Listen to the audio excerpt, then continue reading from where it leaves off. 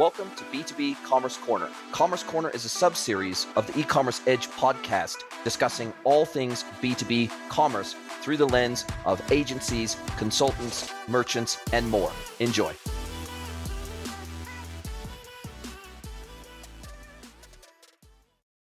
My pleasure to welcome someone who we were able to celebrate him and his company's work in Scottsdale last year at the B2B e-commerce world event. It's my pleasure to welcome Mr. Jack Carter from Radwell to the pod. Welcome, Jack. Hey, Jason, pleasure to be here. Thank you for having me. My pleasure to host you today. And yeah, Scottsdale was pretty exciting. In my experience in B2B, there's not too many times, too many occasions, too many places, too many opportunities to celebrate good digital work in the manufacturing and distribution space. And Scottsdale felt like it was a standout event and a standout opportunity to celebrate Radwell.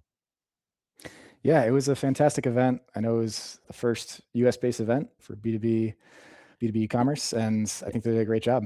They had all-star lineup of speakers. I spoke to at least 3 different vendors that I ended up having follow-up conversations with, and we're ongoing, talking about enhancing product information, search, etc. And it was a great trip. Even without the award, I would have had a good time.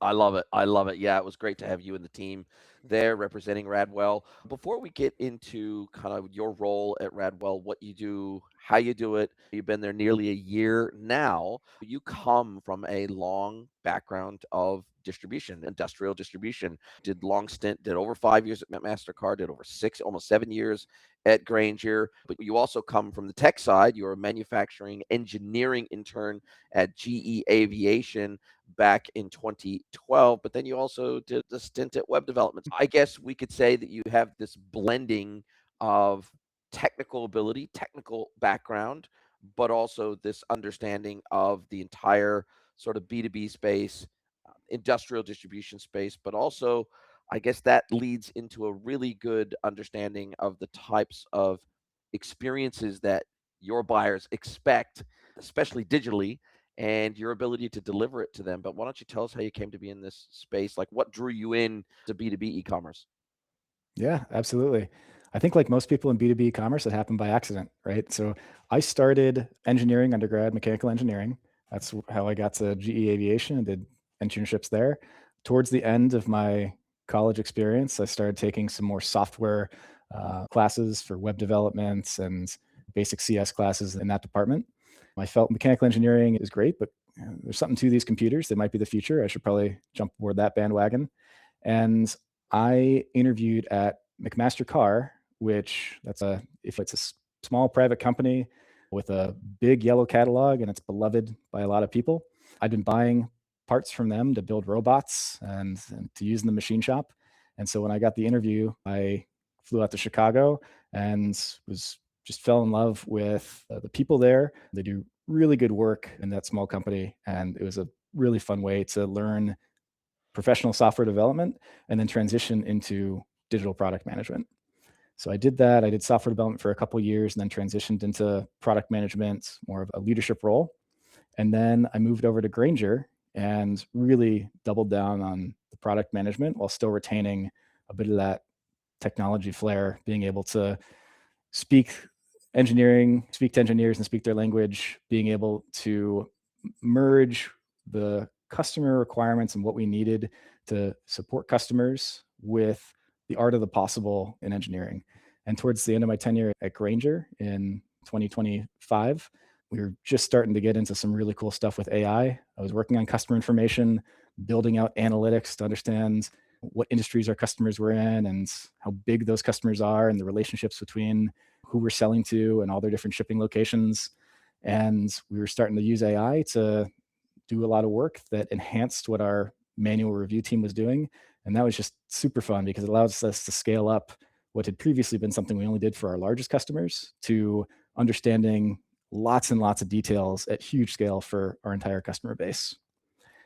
In April of 2025, I moved to Radwell, which is also a distributor, B2B distributor with an e-commerce focus, but it is very different from other distributors. There's a few things that make Radwell really unique.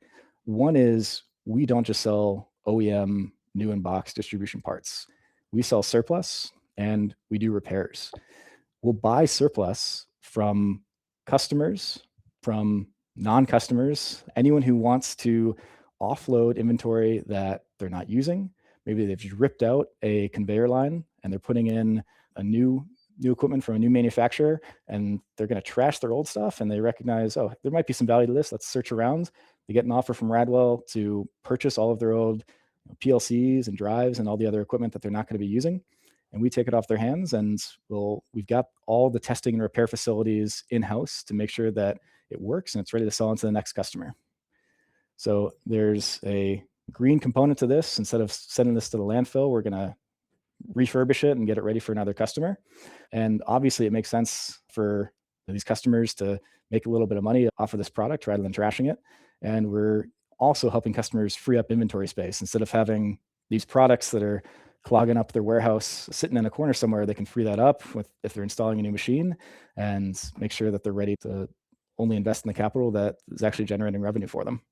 So it's a good business model. It allows us to work with customers on both ends. We have an outside sales force, and that's a really good thing for them to be able to pitch, right? It's not just looking for ways for the customer to spend money with Radwell. The seller can show up to a customer and identify something sitting in the corner with some shrink wrap on it, notice it's really dusty, and say, we'll give you $100 or a couple $1,000 for that product if you're willing to sell it to us. And that's just a really good way to engage with the customer and get involved in their business. Wow. That's such a unique business model. I don't know too many other industrial distributors that do that. I think that's really special. It's super interesting that you brought up specifically like a carousel system or something in a warehouse or whatever, because we bought one when I was at Health Post, and when I was still working down here in New Zealand, and we had an owned warehouse. And it was an interesting exercise when we went to dramatically update all of the technology in our owned warehouse to new systems, new processes, new hardware, new pick-to-light systems, a whole bunch of new stuff. And where do you get rid of the old stuff like that? Apart from putting it on Facebook Marketplace, if you want to sell it, or putting it on TradeMe or your local marketplace that doesn't specialize in industrial product, it's a really interesting niche that doesn't feel like it's being met by too many other players in the market. That's right. Yeah, we are among the largest, if not the largest company that's in this combination space of distribution, surplus, and repair. There's a lot of ways to do business with Radwell, right? Besides selling us your old products, all of our products have multiple ways to buy. You can buy a brand new in box item, or you can save some money for something that is surplus goods. There's surplus that's been taken out of its original package and was sitting on a shelf, and maybe it's got some dust on it. You can blow right off, and other than that, it's used like new. And then there's surplus that's still in its original box. And then there's refurbished, which has been through our testing and repair process. And we've got a 2-year guarantee. You can pay a little extra money to make that a 3-year warranty. And you've got all these different ways to buy at different price points, plus being able to repair your own products. There are a lot of customers, and this is something I didn't know before coming to Radwell, who might have a piece of industrial automation equipment that has their program loaded onto it, and they don't have the skill set anymore to load that program, or they've lost the floppy disk. And so they need to get that particular item repaired and get it back, rather than getting something new that's not going to work or isn't going to be configured to work with their machine, their robot, whatever it might be. And so repair is a really key option. The other reason someone might repair is if they have some kind of legal requirement that this is the serial number registered, and if they would go through additional paperwork, additional red tape, if they wanted to swap that out for an equivalent product, even the same manufacturer part number.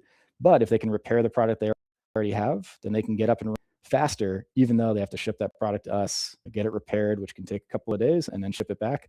That can be the most expedient way for some of our customers to get back up and running.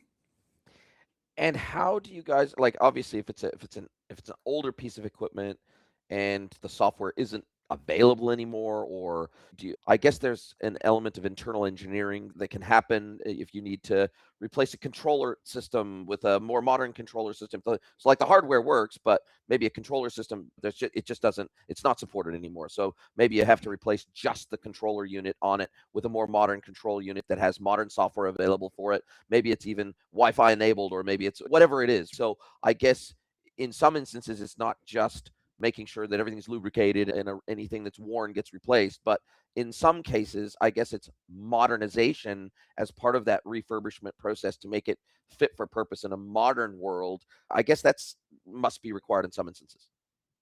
Yeah, and there's a couple interesting jumping off points we can go. One is in the product information dimension. So we have substitutes captured in our PIM system so that if a customer wants to purchase something that is so obsolete that all of the surplus units are used up at this point, we can help them transition to a more modern equivalent. And we've got the expertise to walk them through that. The other thing is, if you really do need that product that hasn't been manufactured in 25 plus years, we can get it back up and running by, I want to be clear about the degree of expertise that we've got in our repair techs. We are desoldering caps on boards and replacing them. We're taking surface mount components off and replacing them with working items, and we might have to buy another non-working unit and then scavenge some parts from that to get this product working for this customer. But we've got the techs and the expertise to go and do that, which is something really special. It's obviously not something that a typical distributor gets involved in, and that complicates our operations. You should see our receiving department. It's not receiving a gross of shrink wrapped, perfect OEM product. It's often receiving a pallet full of just a mess that a customer has sent us because they were trying to free up space in their inventory, and they knew that they can send it to Radwell and get a fair price for the products that they send us. But you can imagine what that does to receiving when you're not just receiving a really clean, but you're receiving all this extra stuff that you've got to sort through, you've got to itemize, you got to make sure you're attributing it to the customer who sent it to you and keeping track of things so you can send a bid and buy that product.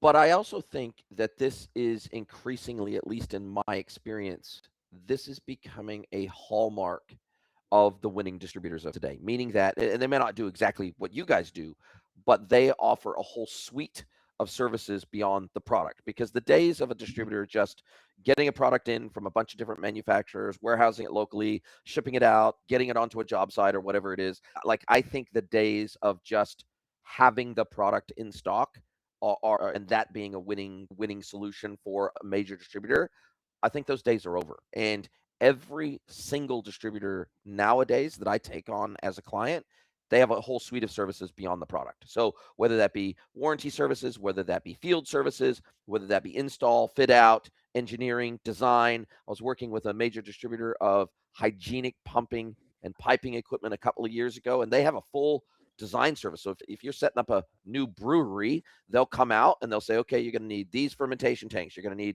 this stainless steel piping. You're going to need this. You're going to need these valves. You're going to need these. They would come out and they would basically do the measurements of your whole facility. They would say, this is all the stuff you need. This is the stuff we can supply. This is the stuff we may have to build for you for your specific situation. They're not going to build a pump, but they're going to sell you the pump, and then they might have to make a fermentation tank out of stainless steel, for example. Yeah. I feel like that is the hallmark of modern winning distribution businesses. Is it's all the services other than the product. And I'm finding that even with manufacturers today, I'm very rarely running into pure play manufacturers or pure play distributors, meaning that most of the manufacturers that I work with, they want to sell a whole solution to the market. They don't want to just sell a product or a SKU.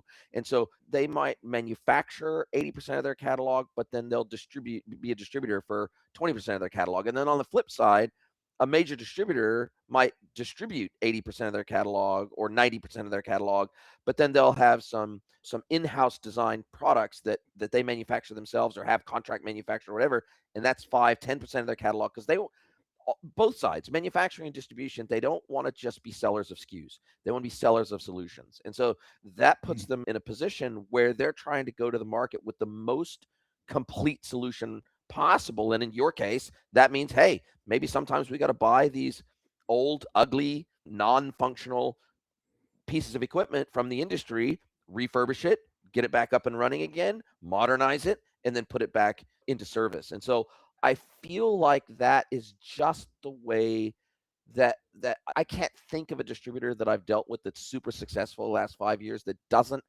have a full suite of solutions beyond the SKU. Yeah, I think that's absolutely right. I think part of that might be the Amazon effect. I did a podcast last year with modern distribution management, where we talked about this extensively. The fact that Amazon has the basic happy path of logistics and fulfillment down to such a degree means that you can't differentiate yourself by having the product and being able to ship it anymore. Grainger certainly got big into the value-added services department as well.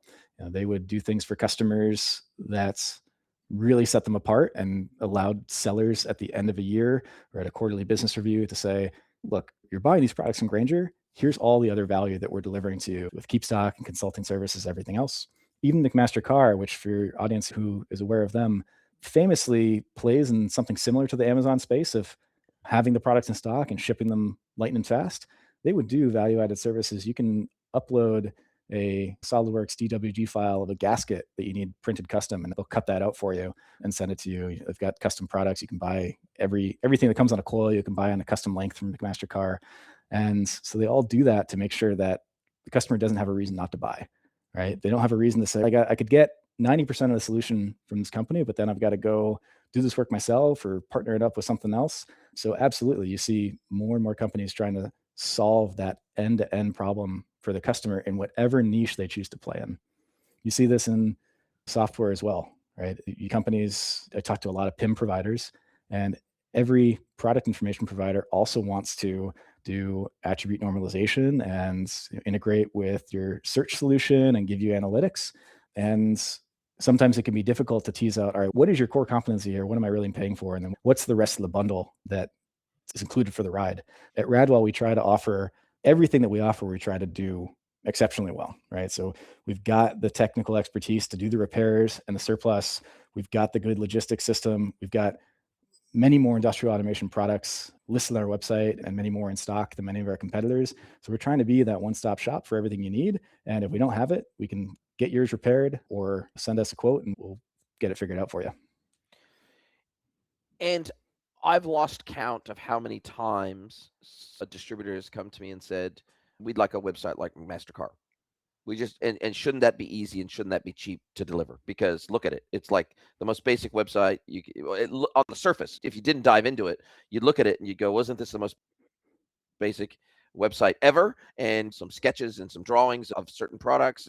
That doesn't even have real photos of it. It's got maybe some engineering design of certain products. And they go, shouldn't that be easy to deliver? Shouldn't that be like the easiest website to deliver? And I'm going, do you have several $1 million to put into your product data before we ever get started in thinking about the digital experience? Because that is a strength of McMaster Carr. And the fact that you can go to almost any PDP on that website and you can download engineering drawings, you can download CAD files, the fact that you can integrate with their catalog in ways that are totally unique to McMaster Carr and the data that they've put behind their products and McMaster Carr very much treats data as an asset. It's very much not only an asset, it's a moat that's unique to them. And so I think oftentimes distributors, especially if they've never done e-commerce in any meaningful way before, maybe they've done EDI, maybe they've done punch out, maybe they have field sales and all the rest, but maybe they've never done a self-service portalized experience before, and it's their first greenfields opportunity at getting this right.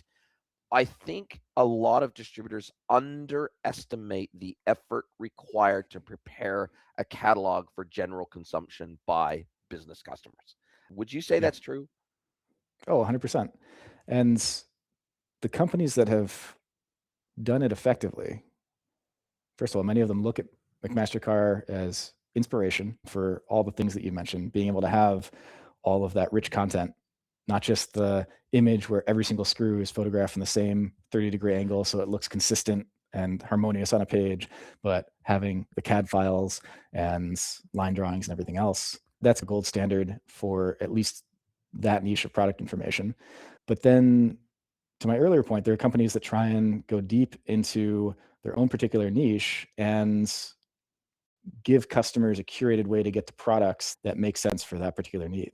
Radwell that's experimenting entering a part number, and in our space, industrial automation, many part numbers have a decoder ring where it might be a 10-digit long part number, and each one of those digits corresponds to let's say it's a circuit breaker, it's the number of poles, it's the amperage, it's the voltage, and so you can decode that part number, and so you can give the customer a two-way map between the part number to exactly what those specs are, and then from those specs to the part number. And you can help them understand what the semantics of that part number are, so that they understand, okay, now I know why I've got two different machines that have almost the same part number but not quite, and what they're doing differently, and what I need to buy in order to get my machines up and running. So having that kind of technical product knowledge, not just in the heads of salespeople who a customer can call in and talk to at great expense, but in your digital systems to help the customer and guide them through to a purchase, is the direction we're all going in the 21st century. And another thing that I'm seeing and witnessing, in fact, I had Hemang from LG, who was in Scottsdale as well, on the podcast yesterday, and he's a product manager, and you come from a digital product management background. That's been a lot of the roles that you've had.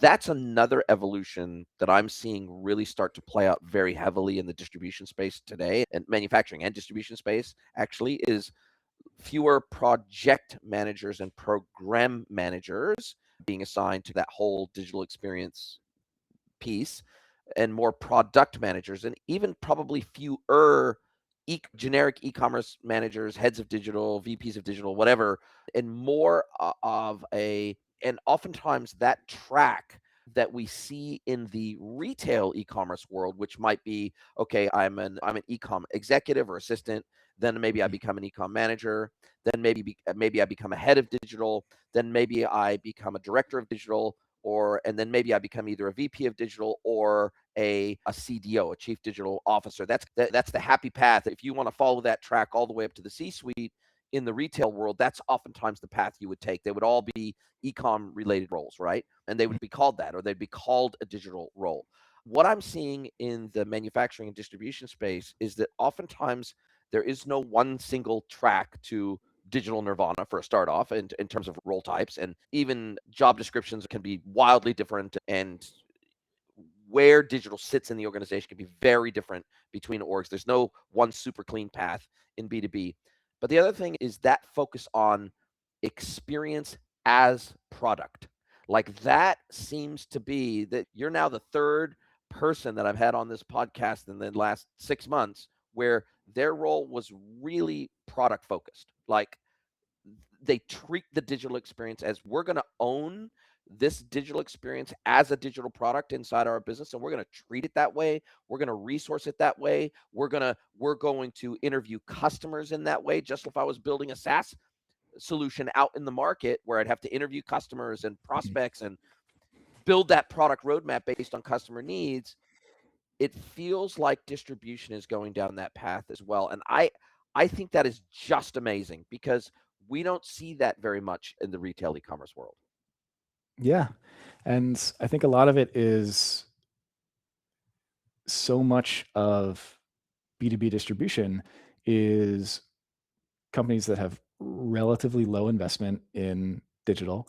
They're typically buying off the shelf capabilities that, if they squeeze their business in a certain way, they can get it to fit inside of that technology package that they've bought, but they're losing a lot of the customization that makes their niche possible and sets them apart.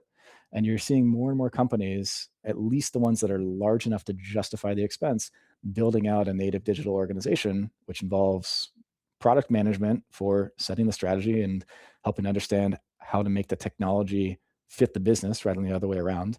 And then either in-house or contracted engineering capability to build that custom technology rather than buying something off the shelf. And that's what you saw at McMaster Carr, at Grainger, and that's the direction we're taking at Radwell. Personally, I find that a lot more fun than doing another ERP integration or CRM integration. I've structured my career around being at companies that are doing digital transformations and building custom software in-house. And I think that's not only because I personally find it more fulfilling, but I find that companies that do that tend to be more successful.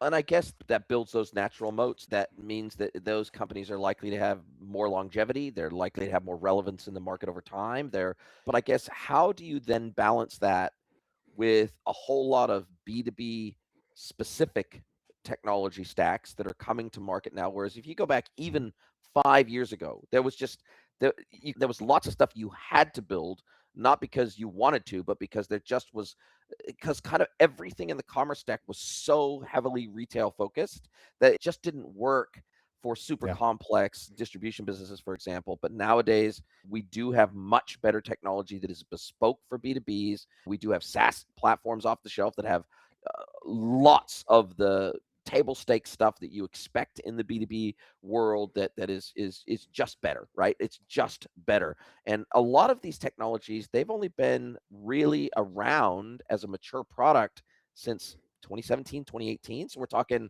definitely less than 10 years for sure in all cases, in many cases less than 5 years. And so how do you strike that right balance in build versus buy? Because in some cases it does make sense to buy and integrate, because like for example with a CPQ system, right? Like modern CPQ systems that are e-commerce enabled as opposed to just being a back office operational technology, a lot of them are Mhm. specifically designed to be customer facing nowadays, and it's probably easier to buy a really good CPQ platform and integrate it into your digital experience than it is to build one from scratch. So how do you try to strike that balance between build versus buy? Yeah, it's a good question, and it depends on a lot of things, maybe chiefly among them, the size and maturity of your digital organization, right? There's more you can do if you are Amazon or Walmart scale than if you are a local regional plumbing supply shop. That's just a fact. And Radwell is the smallest company I've worked at to date. And so we're more towards the buy side of the equation, even now, even though we're shifting more towards build for a lot of our core capabilities. So that's actually been an adjustment for me coming from McMaster-Carr and Granger that were all in on building as much as possible, everything except for the email system, right? To buying off the shelf A/B testing software, analytics tools, even some of the components of our e-commerce and transactional flows are purchase pieces of software. And so learning how to assess those, not just assess the build versus buy trade-offs, but within the buy space, you've got infinite vendors that are all going after a piece of the pie.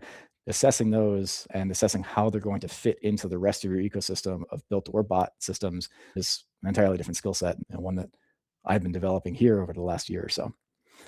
So I think I've got fewer key insights to offer here, but I could talk about some of the ways that we've chosen to integrate built software with purchase software, and maybe a couple of instances where we've made those decisions. Let me think about a key example. What were some of the decision points that would be interesting to you, or some of the aspects of this that you'd like me to dive into? I think you hit the nail on the head. At what point, first of all, maybe we'll attack it from this angle. So, what I find is that where businesses that are maybe smaller than a Granger or a McMaster Car, but they have the financial resources to build, where they struggle is A, finding capability, whether it be web developers, whether it be project managers, product managers, whatever that digital resource might be that they want to bring in house. It might even Mhm. be digital marketing capability, whatever it is. First of all, they struggle to find that in the market that has any B2B experience at all, because oftentimes they've come from a retail e-commerce background. That's the first thing. So they struggle with the decision, okay, do we promote from within? Do we educate them? Do we maybe bring in a third party like an SI partner or whatever that can train up our team, can do some knowledge transfer, can do some hand holding and support for a while, and then we slowly over time bring more in-house. Then secondarily, that if they can do that and they can pull that off, which a lot can, then they struggle to keep those resources engaged without hemorrhaging them to consulting land or hemorrhaging Mhm. them to agency land or whatever, because the top consultants in the world, I wouldn't necessarily say I am the top consultant in the world, but certainly at having run and built agencies, having worked brand side before, and then now being a consultant, I would never go back to working inside of a brand as an employee anymore. I would feel like that was a backward step for me. And so what I find is that especially when compared to agency variety, because when you're an agency and you're a developer, for example, you're working on lots of different projects for lots of different brands, lots of different tech stacks. Like it's engaging because there's so no 2 days are the same.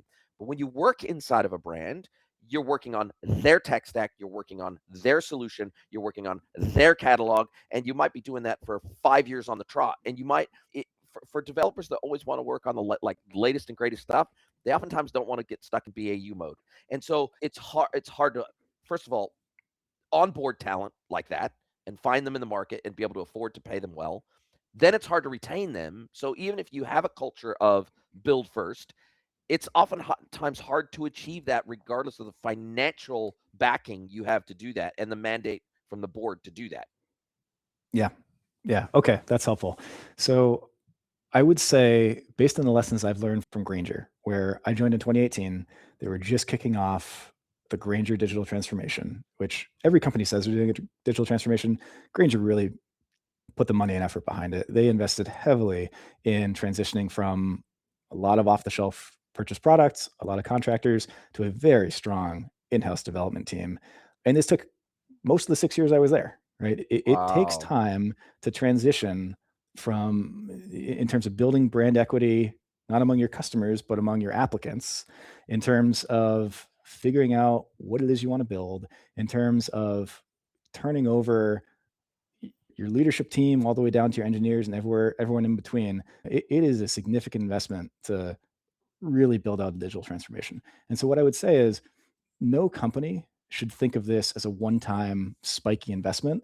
You should elevate your IT and software development spends to the level you feel you can sustain going forward as a percentage of revenue or EBITDA. It should not be thought of as, okay, we're going to revamp our software over the next 12 months and it's going to be tough to bite the bullet, but I think I can get board approval this year. And that's when we're going to do it. And then we're going to be good. No way. That will never work.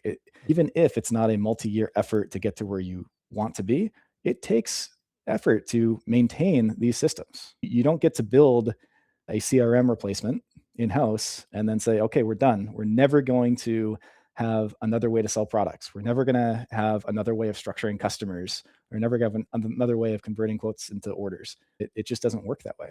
So my primary advice to a company would be, think of how much ongoing permanent spend you can stomach and elevate to that level. And if that doesn't feel like it's enough to get to you to where you want to be digitally, then you're gonna have to scale back your ambitions.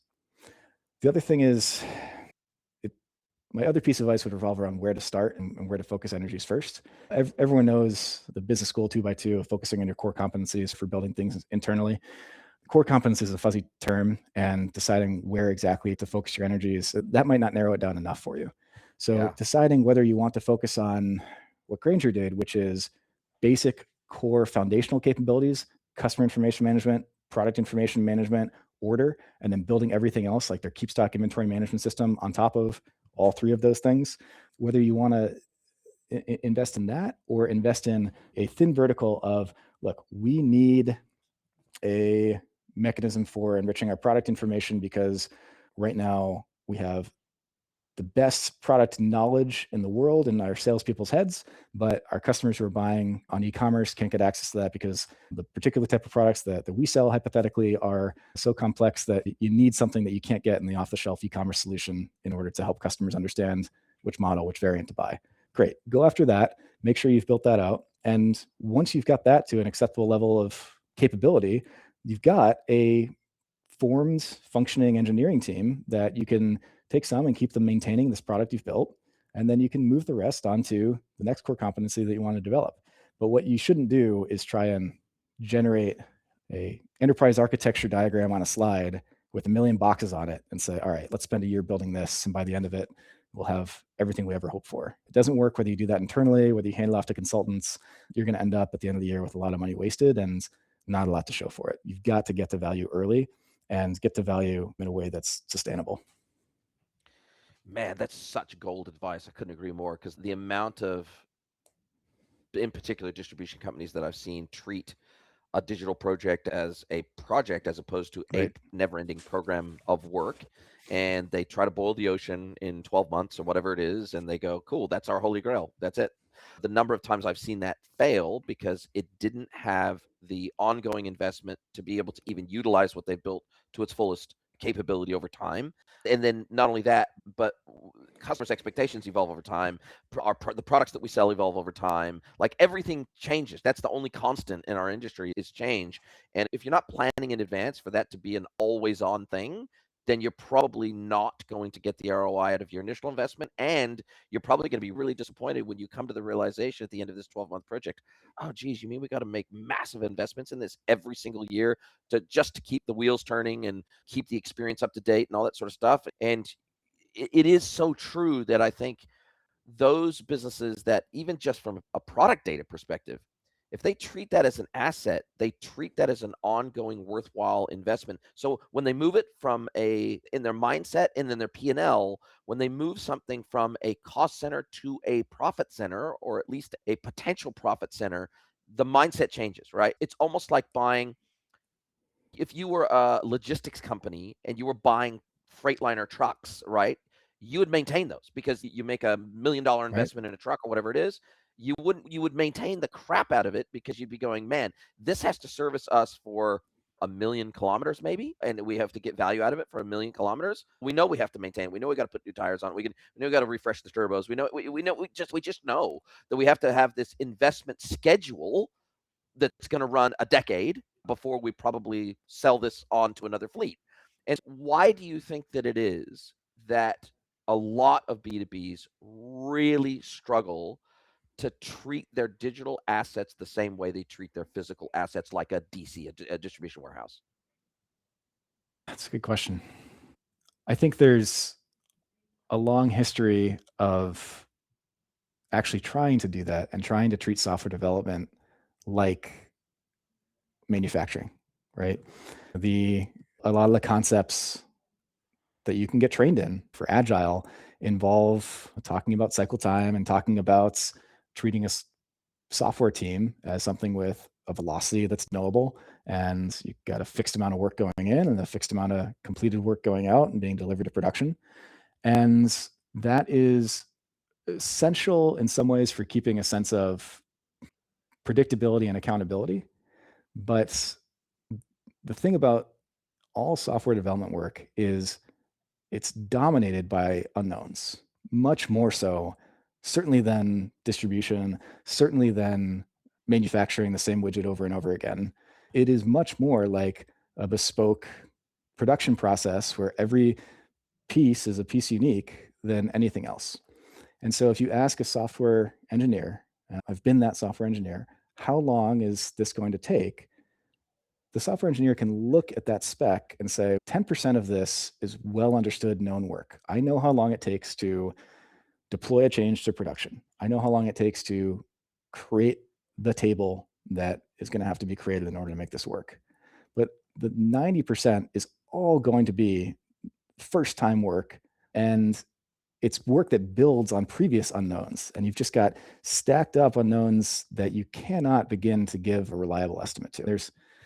Engineers have many jokes about the unpredictability of software estimates. The first 90% takes 90% of the time, and then the second 90% takes the other 9% of the time. You just always run into uncertainty around this. And I think a lot of that comes from not respecting the fact that software development is inherently going to be more driven by uncertainties than other work. So it's interesting that you asked the question, why don't we treat software investment the same as maintaining a warehouse or maintaining a fleet? I think it's because you know what it costs to maintain a fleet. You know what you're going to get at the end of the day when you buy a truck, and you can externalize the operational cost of maintaining that. You can pay a fixed amount per month and someone else will maintain it for you. You can do the same thing for software, but even then, if you go with a contractor and say, I would like 10 units of software per month for $10,000 a month, 10 units of software is not going to be what you expected it to be. So it may be that this engineering discipline is too immature and doesn't have hundreds or thousands of years like civil engineering or mechanical engineering behind it. It may just be inherent due to the nature of the beast, and it will never get more predictable than it is right now. I think there's a lot of people who are working on creating frameworks like Agile that try and create, if not more predictability, more understanding of the process of software development and better ways to interface the business, which has this need for predictable directed outcomes, to the messiness of software development. But I don't think anybody's happy and saying, gosh, I'm getting exactly what I expected out of my software engineering team. They're going exactly as quickly as I thought they would. And if that ever happens, it's probably because that team is very good at sandbagging. Yes. I don't know if you've ever seen that. If you have, I'd love to hear how to do that. It's interesting that you mentioned that specifically because I've been playing with Lovable and some of the other vibe coding platforms quite a bit over the last Yeah, 6 months. same. And I was speaking with Hemang yesterday about the fact that and I don't think any of us, at least right now, think that vibe coding platforms are to the point where you can create production ready software 100% with no developer capability. And I'm a very technical non-developer, so being able to do solution engineering and database design and all that sort of stuff, like I can do all that, but I can't actually write the code. And so vibe coding platforms work really well for somebody like me that knows how the software development lifecycle needs to look, what things you engineer first, the building block foundations, then what you layer on top. Probably if my wife tried to sit down and use Lovable, probably not going to work very well. Even if she had this amazing idea for a new fashion website, for example, probably not going to work very Mhm. well. That's going to change. That's going to evolve. That's going to get better. And so the ability for us to speak software into existence in the future is going to be really good. It's not going to be perfect, and we're still going to need elite engineers. But I think in the engineering world, one of the biggest issues is telling instead of showing. So I've always been a fan of show, don't tell. And I think what vibe coding is probably going to enable, and I'd love your take on this, is people like you and me, people who are BAs, people that are solution architects, people that are non-developers, but they're quite technical in nature, and they've done quite technical work in their career, to be able to get from 0 to 1, or to be able to produce a POC that you can at least show the engineers and say, this is the direction we're headed in. This is what we need to build. And here's some of the building blocks, and here's some of the experience. And sure, we used to be able to do this in Figma and wireframing tools and all that sort of stuff. But even interactive wireframes and even interactive proof of concepts in something like Figma, they just don't tell the story. They don't explain the journey very well. And they're very two-dimensional in nature, right? And so I feel like one of the things that vibe coding is going to enable is higher velocity with engineering teams, because it is going to open up the opportunity for many more people in the organization to produce a proof of concept, right? So you don't have every single thing that we want to develop in the business has to be briefed into engineering to even get a POC live. I feel like this is going to democratize at least that 0 to 1 step in ways that are going to be transformational for engineering teams. What is your thought? I think you're absolutely right.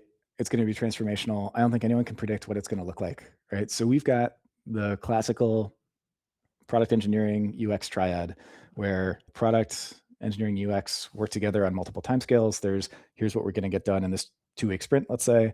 Here's what we're going to get done in the next 3 months. Here's visioning for the next 12 months. And everyone brings something to the table, right? Products brings the business context and what we need to do in order to support our customers and grow revenue. UX brings the art of what are the workflows that we need to do to enable that work? What are some capabilities that our competitors are introducing that allow customers to do more with less interaction? And engineering brings in the art of the possible. And especially in 2026, here's what you can do with AI that you couldn't have done before. But even before the age of AI and LLMs, engineering would be able to come up with novel ideas for how to automate work, how to augment human beings, how to provide technical solutions to problems that product may not have even thought to ask. So how does that relationship between those three key players shift? And you brought up the business maybe building their own prototypes and bringing them to that product engineering UX triad. I think that's absolutely a thing that we're going to start seeing, right? I've had that happen 10 plus years ago with Excel prototypes. Here's crazy Excel VBA macro that is doing what I would really love to be able to do directly in the ERP. And sometimes that turns into some real production software. I have to bring up the fear, the FUD about it. There's this worry about shadow IT, right? Totally. I remember a previous company, a lot of AS400 green screens, and people would write macros about that would enter keystrokes faster than anyone could possibly type. And if you had a non-batch screen for updating customer information, they'd turn into a batch screen where you could upload an Excel file and it would go through that screen 400 times to update 400 customers. And that can shut down your IBM system if you're not careful with that and you're not putting appropriate controls in place. So I think that back and forth that's been going on for a long time. I think AI is just going to turn up the dial on all of that, both in terms of people building prototypes more quickly and rapidly changing what's possible to do by some enterprising person in their spare time in between their regular day job, showing up and saying, look, I built this tool to take our product specs and normalize them and create long descriptions in human language. Can we please roll this out to all of our products? And then we're going to have a discussion about, okay, what's the governance around this? How do we know that it's not making claims that are untrue about the products? How do we vet this information and make sure that it's right for customers? How do we A/B test it and see whether it's not only better performing than our existing product, but better performing than some other alternatives for enriching our product information? That's the kind of thing that's going to be happening all the time from all angles. It could be disruptive, but I'm personally excited about it, not least in part because I'm one of the people who's being disruptive and using these tools and coming up with some pretty cool things. Yeah, and I think where the challenge lies, I was at a Google symposium, funnily enough, in Chicago late last year, and I was actually emceeing the event, and there was a few engineering companies, there was a few software product companies that were there, and then Google themselves. They had a representative of their AI team. One of their AI teams was actually in the room on a panel, and we had a manufacturer who stood up in the back of the room at one point when we opened it up to Q&A, and they said, look, we're a multi-billion-dollar company. We're pretty successful. We're pretty dominant in our space. We have competitors, yes, but we're successful. We're growing, and we're looking at AI, and we're looking at ways in which we can integrate AI into lots of our different workflows, not just for the manufacturing process, but for the sales process and everything else.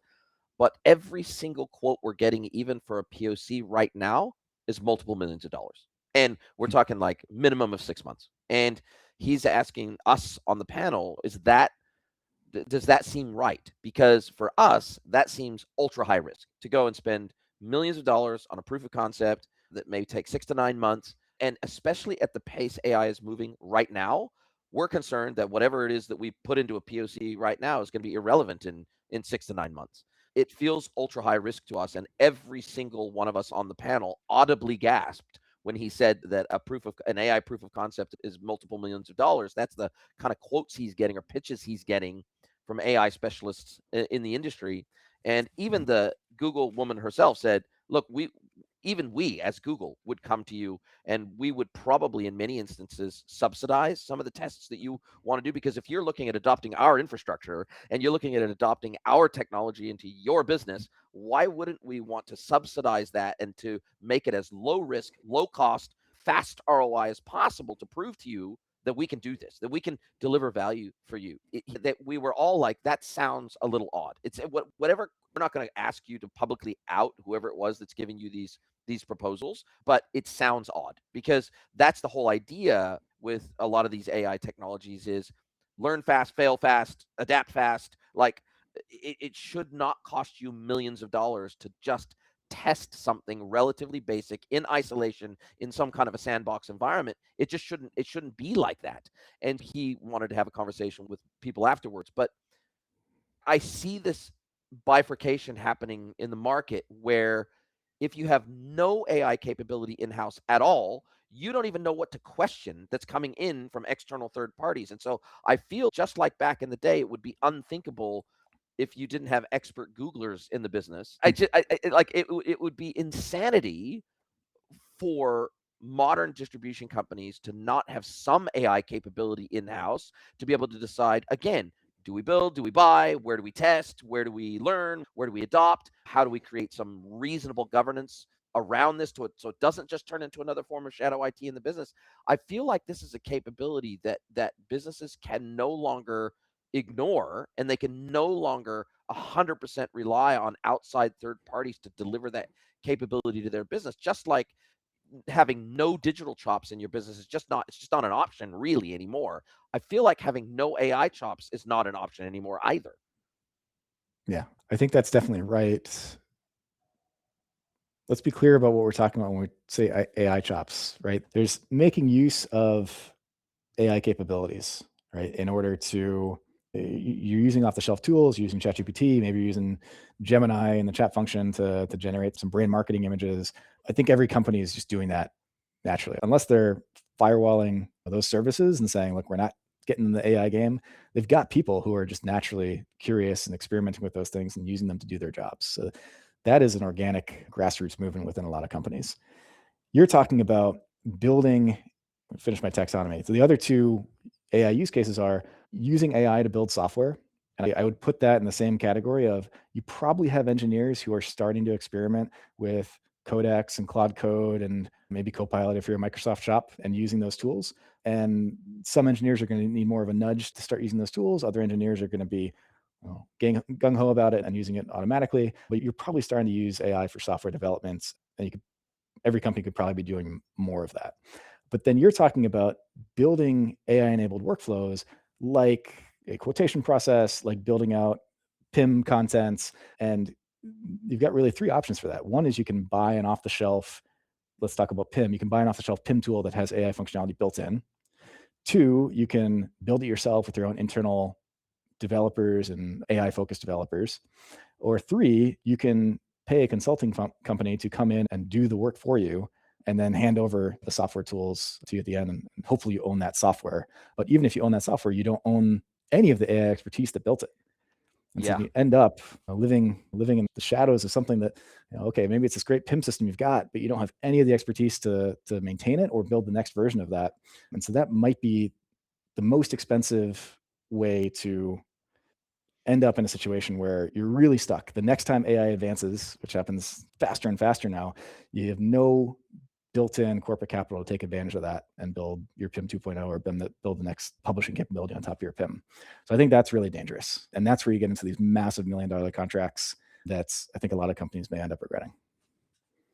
Wow, couldn't agree more. Look, we could probably talk about especially the impact of AI and governance. I was at B2B Commerce World in Melbourne last year, and there was a head of digital and a CEO from the same company, and they were doing almost like a self Q&A on the stage in front of the audience about some of the AI projects that they were doing. And even they were pretty honest about the fact that even though they had the board mandate, even though they had the funding, even though they were really embracing of AI across the whole organization, they said where the rubber met the road was how. It's not so much the what, it's not even so much the desire or the passion for this. It's how do we practically get this into our business in a way that doesn't completely destroy everything all at the same time and blow everything up at the same time. And one of their biggest challenges, frankly, was, okay, we're a Microsoft shop, and so we're telling everybody to use Copilot, but some of our software engineers are coming to us and go, no, this is shit for what we need it for. Can we use something else? Because we'd rather use Claude Code or whatever it is. If you're a Microsoft shop and you don't want Shadow IT popping or up, if you're Microsoft, do you see that or article? Microsoft engineers are using Claude Code and they're refusing to use Copilot.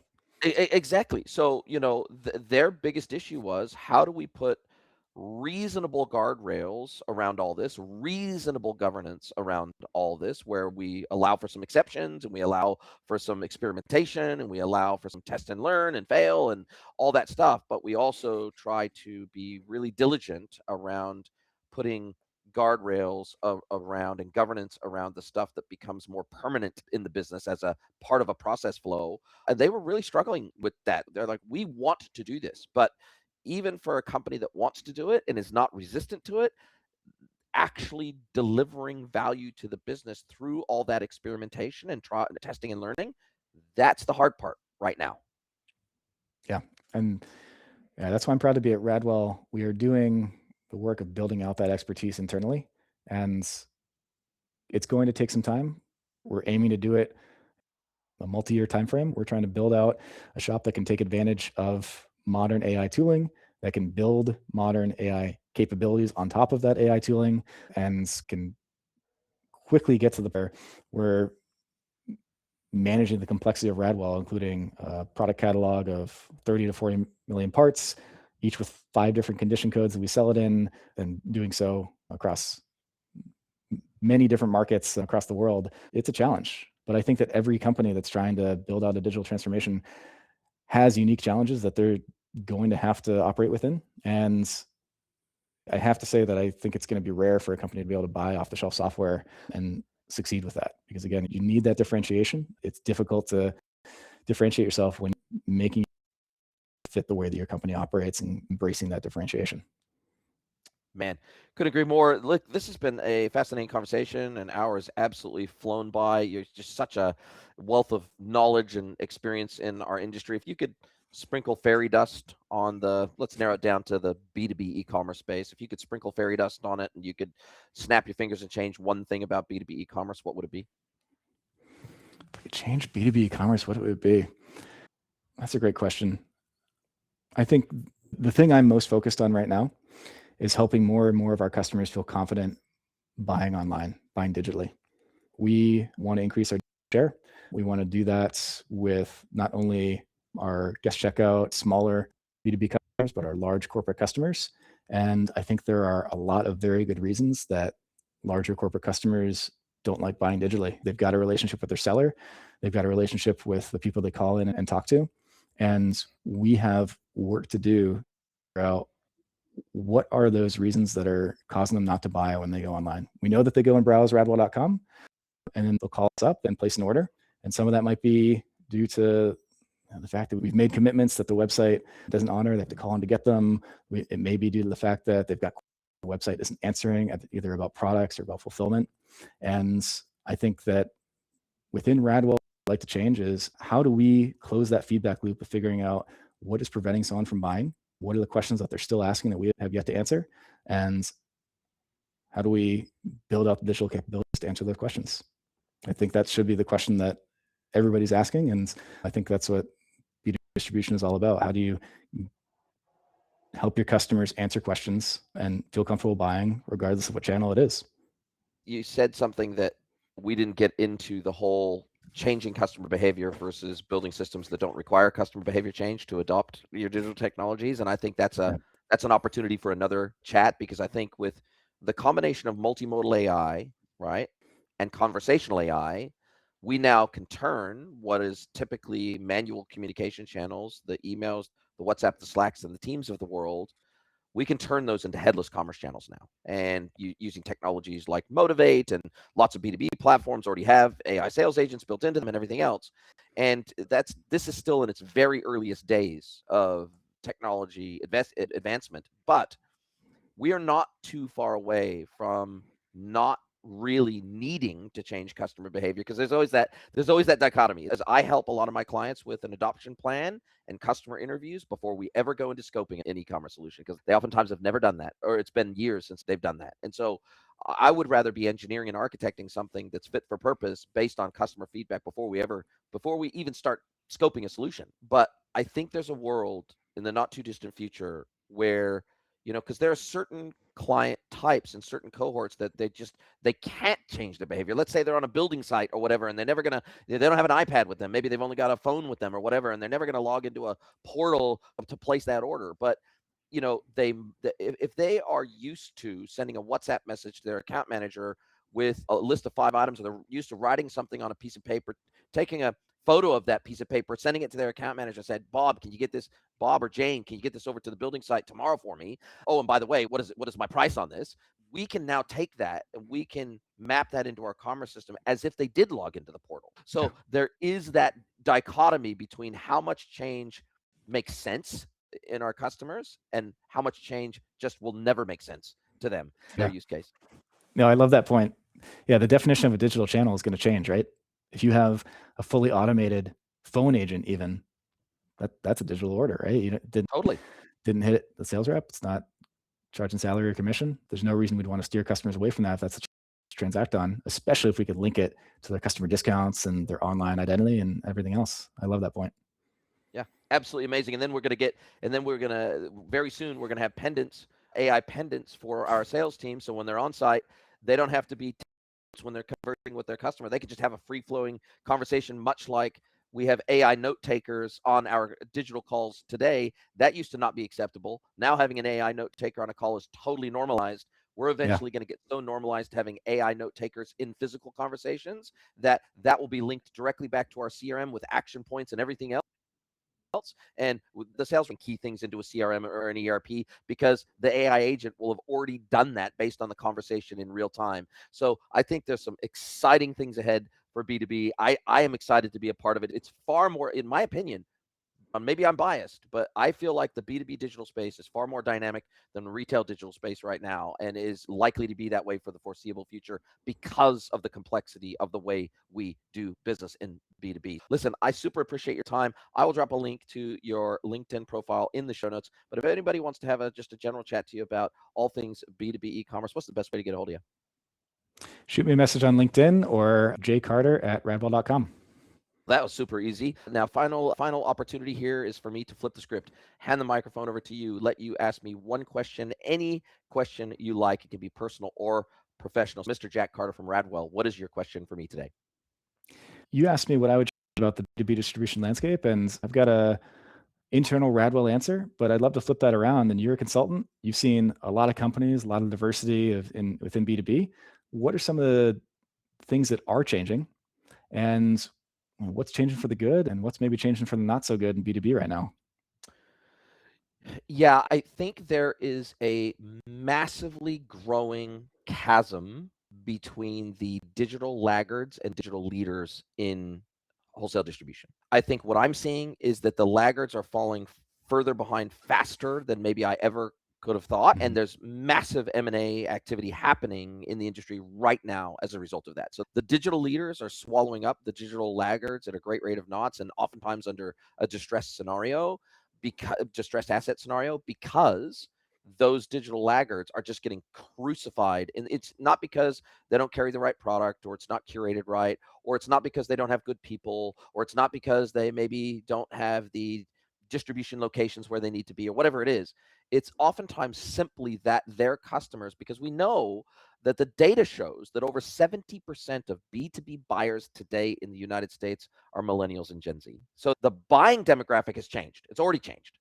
The selling demographic, not so much, meaning that we still have a lot of 50, 60, 70-year-old reps in the industry. They're knowledgeable. They know everything there is to know in their head about their industry, and they can quote you specs and stats off the top of their head, and they're great in-person scenarios. And I just wish that older generation would realize that people like you and me, I don't consider myself a threat to them. I think salespeople are the greatest thing since sliced bread. I just don't want them doing shitty things that don't add value to them, don't put any more commission in their pocket, and don't add value to the customer. Like, offload the stuff to the machines from an admin perspective that you hate doing anyway, and it frees you up for more boozy lunches with clients on a Friday. It frees you up to go with clients to more ball games on a Saturday. It frees you up to it frees you up to knock on more doors and acquire more accounts and land and expand inside of existing accounts. It frees you up to do the things you are great at, and means that you don't have to send an email with an attached exploded drawing to a customer because it's on a network drive somewhere that only you know where it lives. So I think that bifurcation is growing right now at a great rate of knots, and it doesn't have to be that way. Like those digital laggards, the technology is there now to where they can catch up pretty damn fast, but they have to want it.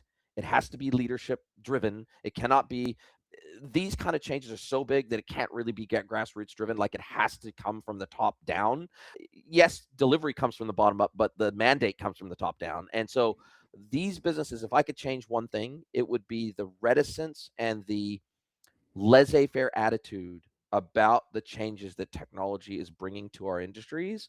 Because, like, these industries, they all missed, for example, the mobile revolution. They completely missed it. It just never was transformational for them. For retail e-com, it changed everything, right? Yeah. And so I fear that they are going to miss out on agentic commerce. I feel like we got Jagger, Coupa, and Ariba already talking about agentic procurement, right? They got to have a system to connect to on the other side for agentic supply. So the reality is, are they going to let this AI revolution pass them by the way that they let mobile pass them by? I hope not. So that would be my thing, is the fear that a lot of businesses operate. They operate in an entire environment of fear. They are totally terrified of the changes coming to their industry. And you got some reps hanging on going, my God, I hope I can make it to retirement without too much more change. Sorry, that's change is too fast. So embrace, and if I had to boil it down, embracing change would be the number one thing I would change about our industry. Love it. Thanks, Jason. Thank you so much for your time. Appreciate it. Are you a B2B or D2C e-commerce merchant? Then head over to greenwoodconsulting.net to learn how we can help you scale your business.